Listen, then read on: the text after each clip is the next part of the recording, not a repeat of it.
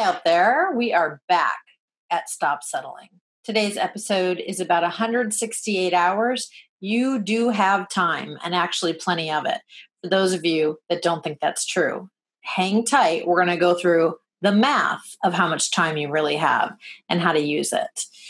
I really would love to have you subscribe to this channel if you're getting value or you want more, so you know what to do. And don't forget to follow us on Twitter and Instagram at Dana to the Fifth.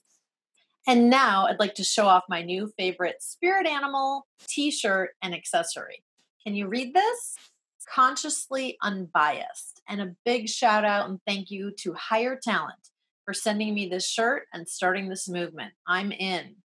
Ultimately, the goal is to be unconsciously unbiased, meaning that we are on autopilot like driving a car, embracing diversity and inclusion at all walks of life whenever we are out in community or even in our own thoughts. So thanks again to Higher Talent for the inspiration. So now for 168 hours, get your watch, get your phone, get a calculator, however you like to roll when doing math. Some of you are good enough to do this in your heads. Some of you are very kinesthetic and probably prefer good old pen or pencil and paper. Whatever method works for you. But check this out. And a shout out to Laura Vanderkam for writing the book 168 Hours a few years back.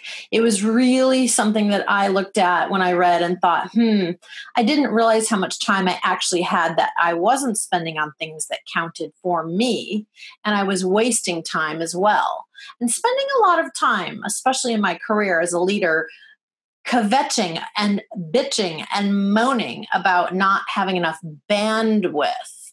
And for those of you that have worked with me in the past, either as clients or on teams I've run, you know I don't have bandwidth is not anything I've ever accepted because it's an excuse. So here is the tool. There's 168 hours in the week. And if you are like Ariana Huffington, getting your 8 hours of sleep a night, I wish I'm working on it. That means there's 56 hours in the week that you sleep. 168 minus 56 equals 112.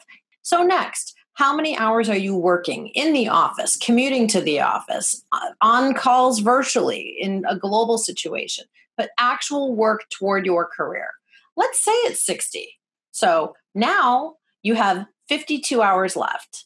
And what do you do with that 52 hours? Well, let's see. I'm spending 10 hours a week working out, 12 hours a week with my kids and in community activities, 5 hours a week on date night, 5 hours a week with friends being social, 5 hours a week reading to myself, by myself, for myself. It's my haven. This is how mine kind of shakes down right now. And then what's left of that, I'm almost out of hours, but in fact, guess what? I'm spending 10 hours a week mindlessly surfing. Amazon, shopping, Pinterest, stuff my kids have sent me to look at, things I'm curious about. Frankly, for me, sometimes it's something like, what did Mary Shelley say about being a feminist back in the day?